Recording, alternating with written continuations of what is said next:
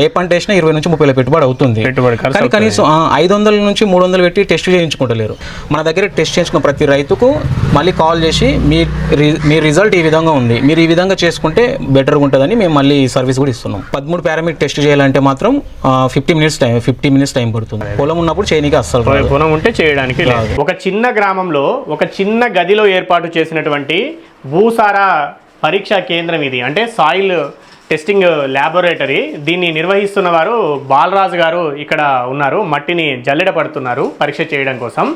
గతంలో మహబూబ్ నగర్ జిల్లా, ప్రస్తుత వనపర్తి జిల్లాలోని కొత్తకోట మండలంలో ఉన్న నిర్వేన్ గ్రామంలో మనం ఉన్నాం.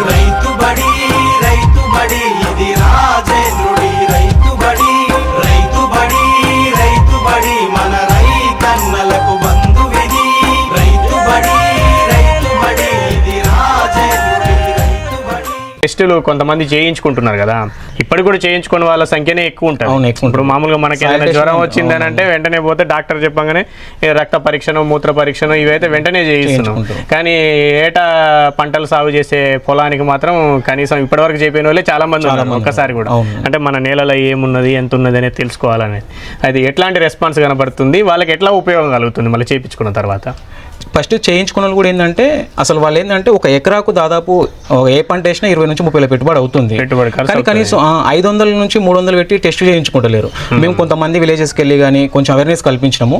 వాళ్ళు వచ్చి చేయించుకొని అంటే ఎరువుల ఖర్చు తగ్గించింది వాళ్ళకు. ఇప్పుడు మన దాంట్లో ఇప్పుడు భాస్వరం ఎక్కువ ఉంది, తగ్గించండి కొంచెం అంటే తగ్గించిండ్రు. అనవసరంగా వేయకుండా తగ్గింది అది. దాన్ని చూసి వేరే రైతులు వాళ్ళు కూడా వచ్చి చేయించుకొని, సో అట్లా ఒకరి ద్వారా ఒకరికి చెప్పుకోవడం ద్వారానే ఎక్కువ శాంపిల్స్ వస్తున్నాయి. నాకు కూడా ఇన్స్టాగ్రామ్ ఛానల్లో కూడా పోస్టులు చేస్తుంటే దాన్ని చూసి కూడా పంపిస్తున్నారు వేరే రాష్ట్రాలు. సో అట్లా ఎక్కడి నుంచి పంపించినా మీరు ఒక వారం రోజుల్లో వాళ్ళకు రిపోర్ట్ ఎట్లా పంపిస్తారు? మళ్ళీ ఆ రైతులకు వాట్సాప్ చేస్తాము. ఒకవేళ లేదు మాకు వాట్సాప్ తెలియదు అంటే కూడా మేము పోస్ట్ ద్వారా కూడా పంపిస్తాము. వాట్సాప్ చేస్తారు. వాట్సాప్ లో లేని వాళ్ళకి ఎవరికైనా ఉంటే పోస్ట్ ద్వారా కూడా పంపిస్తాం. వాళ్ళ అడ్రస్ నేరుగా మన రిసిప్ట్ పోస్ట్ ద్వారా కూడా పంపించేస్తాం. ఓకే, దాంట్లో క్లియర్ గా అంత రాసి ఉంటుంది. వాళ్ళకి ఏదైనా డౌట్ ఉన్నా మళ్ళీ ఫోన్ చేస్తే ఇప్పుడు ఈ సీజన్ లో ఇంకొక సర్వీస్ కూడా ఇస్తున్నాము. అంటే సాయిల్ టెస్టింగ్ ఫెయిల్ కావడానికి కారణం ఏంటంటే, అంటే దాని మీద అంత అవేర్నెస్ ఏంటంటే గవర్నమెంట్ కానీ ఎవరు కానీ టెస్ట్ చేసి రిపోర్ట్ ఇచ్చి వదిలేస్తున్నారు ఫార్మర్స్. మళ్ళీ ఫాలో అప్ లేదు. మీరు ఫర్దర్ గా మళ్ళీ మా టీం నుంచి ఇప్పుడు మేము ఏం చేస్తున్నామంటే మన దగ్గర టెస్ట్ చేయించుకున్న ప్రతి రైతుకు మళ్ళీ కాల్ చేసి మీ రిజల్ట్ ఈ విధంగా ఉంది, మీరు ఈ విధంగా చేసుకుంటే బెటర్గా ఉంటుందని మేము మళ్ళీ సర్వీస్ కూడా ఇస్తున్నాం. ఓకే, సలహాలు, సూచనలు, ఫోన్ లో సంప్రదింపులు కూడా చేస్తున్నాం. మన దగ్గర పంపించి వదిలేయకుండా అది మెయిన్ ముఖ్యంగా ఈసారి ఖచ్చితంగా కనీసం దాన్ని వివరించినా ఒక అవగాహన వస్తుంది. పేపరే పంపిస్తే కొంతమంది చదువుతారు, దాన్ని అర్థం కాక కొంతమంది వదిలేస్తారు. మేము రిపోర్ట్ పంపించినాక మళ్ళీ 5 రోజులకి మేము మళ్ళీ కాల్ చేసి వాళ్ళకి వివరంగా వివరిస్తాం మంచి క్లియర్ గా. సో మీ దాంట్లో ఇది ఉంది, ఇది ఇంత వేసుకోండి, దీని ప్రకారం ఇట్లా చెప్తుంది, ఇట్లా చెప్తుంది అనేది మీరు చెప్తారు. సో ఇట్లా మీరు టెస్టులు చేస్తున్నారు. వాళ్ళు ఎట్లా పంపిస్తారు మరి మనకు మట్టి? వాళ్ళు ఆర్టీసీ కార్గో కానీ, డిటిటిసి కొరియర్ కానీ, ఏ విధంగా వాళ్ళకి అందుబాటులో ఏ కొరియర్ ఉంటే దాని ద్వారా పంపిస్తే మేము కలెక్ట్ చేసుకుంటాం. అంటే ఒక ప్యాక్, ఒక కవర్ లో చేసి పంపిస్తారు. మేము దూరం ఉన్న వాళ్ళకి ఏం చెప్తామంటే ఒక 5 మంది 10 మంది రైతులు కలిసి ఒక 5-10 శాంపిల్స్ పంపిస్తే ట్రాన్స్పోర్ట్ చార్జెస్ కూడా మేమే పెట్టుకుంటాం. ఒక్కొక్కరికి అయితే పెట్టుకోలేరు కానీ ఒక 5-10 శాంపిల్స్ ఒకేసారి పంపిస్తే మేము ఇక్కడ ఇచ్చి తీసుకుంటామని అంటున్నాం. అవును. ఓకే, అట్లా ఒక్కొక్కరికి పంపిస్తే వాళ్ళే ముందు పే చేసి పంపించాలి. ఎక్కువ మంది రైతులు ఒక 5 శాంపిల్స్ 10 శాంపిల్స్ మేమే ఇక్కడ ఊరికి వస్తుందా? మరి ఇప్పుడు నిర్వేన్కి వస్తుందా లేదు పక్కన కొత్తకోట మండలానికి వెళ్ళి తెచ్చుకుంటాం. కొత్తకోటకి వెళ్ళి మీరు మళ్ళీ అక్కడ నుంచి కలెక్ట్ చేసుకుంటాం. సో కలెక్ట్ చేసుకొని వచ్చి ఇక్కడ ఎంత టైం పడుతుంది ఒక శాంపిల్ పరీక్ష చేసి రిపోర్ట్ తీయడానికి? మీకు అన్ని 13 పారామీటర్ టెస్ట్ చేయాలంటే మాత్రం 50 మినిట్స్ టైం పడుతుంది. గంట సుమారు. ఒకవేళ 6-7 పారామీటర్స్ అంటే 30 minutes లో. ఓకే, ఆ విధంగా మేము రోజుకు ఒక ఎక్కువ శాంపిల్స్ ఉంటే 15-20 టెస్టులు కూడా చేస్తాము. ఉదయం నైట్ అట్లా చేస్తూనే ఉంటాము. తక్కువ ఉన్నాయంటే ఇంకా ఒకసారి ఒకటి మాత్రమే చేయగలుగుతామా? ఎక్కువ చేయడానికి లేదు. ఒకటి అయిపోయిన తర్వాత ఒకటి చేయాల్సిందే ఖచ్చితంగా. ఒకటి అయిపోయిన తర్వాతనే ఒకటి చేయాలి. ఓకే, యాక్యురసీ కూడా 80% అట్లా ఉంటుంది. ఈ మట్టి పరీక్ష చేయించాలనుకునే రైతులు ఏ సీజన్ లో, అంటే ఎక్కువ ఎండాకాలంలోనే చేపిస్తుంటారా? ఎప్పుడు పంటలు లేని సమయంలోనే చేయాలనుకుంటారు?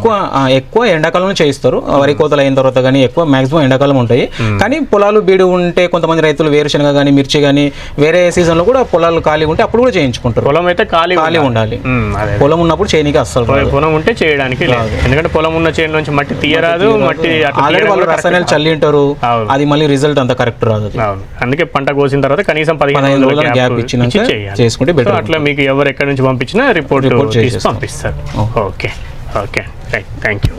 ఇది బాలరాజు గారు చెప్తా ఉన్నది. ఒక చిన్న గ్రామం ఇది. ఇలాంటి గ్రామంలో ఒక మట్టి పరీక్షా కేంద్రాన్ని ఏర్పాటు చేసి అనేక ప్రాంతాల నుంచి రైతులు పంపించే మట్టి నమూనాలకు వీళ్ళు ఇక్కడ ఏర్పాటు చేసుకున్న చిన్న గదిలోని ల్యాబ్లో పరీక్షలు చేసి ఆ మట్టిలో ఏ ఏ పోషకాలు ఎంత శాతం ఉన్నాయనే విషయాన్ని చెప్తా ఉన్నారు. ఇప్పటికీ కూడా చాలామంది రైతులకు ఈ మట్టి పరీక్ష చేయించుకోవాలనే అంశం మీద చాలామందికి అవగాహన లేదు. కొంతమంది తెలిసినా ఏముందిలే, మేము ప్రతి ఏటా చేస్తున్న సాగు విధానమే కదా, అదే పద్ధతిలో చేద్దాం, పండుతూనే ఉంది కదా అన్నట్టుగా చేస్తున్నారు. కానీ ఒక్కసారైనా కనీసం మట్టి పరీక్ష చేయించుకుంటే అసలు మన భూమిలో నత్రజని కానీ, భాస్వరం కానీ, పొటాషియం కానీ, ఈ ప్రధానమైన పోషకాలే కాదు సూక్ష్మ పోషకాలు కూడా అనేకం ఉంటాయి. కాబట్టి అవి కూడా ఎంతెంత పాలలో ఉన్నాయి, మనకు కావాల్సినటువంటి ఐరన్, కాపరు, జింకు, బోరాను ఇట్లాంటివన్నీ కూడా ఏవి ఎంత శాతం ఉన్నాయి అనేది తెలుసుకుంటే, ఎందుకంటే ప్రతి పోషకం కూడా చాలా ముఖ్యమైన పాత్ర పోషిస్తుంది పంట దిగుబడిలో. ఎందుకంటే కేవలం చేను ఎదుగుదల మాత్రమే కాదు, వచ్చిన పూత ఫలంగా మారడం అయితేనేది, ఆ ఫలం నిలబడడం అయితేనేది, రాలిపోకుండా ఉండడానికి అయితేనేది, మంచి కాయ సైజు రావడానికి అయితేనేది, గింజ బాగా పోసుకోవడానికి అయితే, ఇట్లా అనేక అంశాలు అనేక పోషకాల ఆధారంగానే ఉంటాయి. కాబట్టి అవన్నీ కూడా సమగ్రంగా ఉన్నాయా లేదా, ఒకవేళ తక్కువగా ఉన్నవేవి, లేదంటే ఇప్పటికే ఎక్కువగా ఏ ఉన్నాయి మన నేలలో, అంటే మనం ప్రతి ఏటా కూడా ఎరువులు వేస్తున్న క్రమంలో కొన్నిసార్లు బాలరాజు గారు చెప్పినట్లు భాస్వరం కానీ, నత్రజని కానీ అత్యధిక మోతాదులో ఉన్నాయా, ఉంటే ఒకవేళ అది వేయాల్సిన అవసరం లేదు, దాన్ని తగ్గించుకోవచ్చు.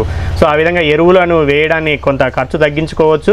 మనకు పంటలో ఏదైనా, పొలంలో ఏదైనా తక్కువగా ఉన్నట్లయితే దాన్ని పెంచుకొని మంచి దిగుబడి పొందడానికి కూడా అవకాశం ఉంటుంది. కాబట్టి ఈ భూసార పరీక్ష చేయించుకోవడం ద్వారా అయితే కొంచెం లబ్ధి చేకూరే అవకాశం ఉంటుంది. ఎందుకంటే ఏదైనా పంట సాగు చేయాలనుకుంటే ఒక ఎకరానికి కనీసం 20 నుంచి 30 వేల రూపాయలు అయితే తక్కువగా పెట్టుబడి పెడుతున్నారు. అంతకు మించి ఇంకా మిర్చి వంటి పంటలు సాగు చేస్తున్న ప్రాంతాల్లో, కొంతమంది రైతులు టమాటా సాగు చేస్తున్న ప్రాంతాల్లో లక్షల రూపాయలు కూడా పెట్టుబడిగా పెడుతూ ఉంటారు. సో అంత పెట్టుబడి పెడుతున్న క్రమంలో ఒక 300 నుంచి 500 రూపాయలు మనం వెచ్చించినట్లయితే ఈ భూసార పరీక్షను చేయించుకోవడానికి అవకాశం ఉంటుంది. సో ఇట్లాంటి పరీక్షా కేంద్రాలు అనేక ప్రాంతాల్లో పెరగాల్సిన అవసరం ఉంది. వాళ్ళు గత 3 సంవత్సరాల నుంచి ఒక చిన్న గ్రామంలో ఈ పని చేస్తున్నాం అనేది నిజంగా అభినందించదగ్గ విషయము.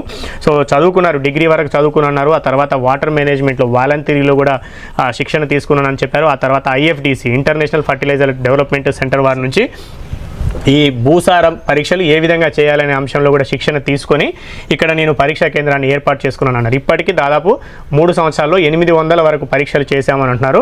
కొంతమంది రైతులు 300 రూపాయలు మాత్రమే చెల్లించి 6 రకాల అంశాలు మాకు తెలిస్తే చాలు అని అనుకుంటారు. అందులో నత్రజని, నైట్రోజను, ఫాస్ఫరస్, పొటాషియము, NPKలు, దాంతోపాటుగా pH, EC ఇట్లాంటివి కొన్ని అంశాలు మాత్రమే వస్తాయి. అదేవిధంగా సూక్ష్మ పోషకాలు కూడా కావాలి అనుకుంటేనేమో 500, లేదు NPK ఈ 3 ఇవి 6 సరిపోతాయి అనుకుంటేనేమో 300 రూపాయలు చెల్లిస్తే సరిపోతుంది అని అంటున్నారు.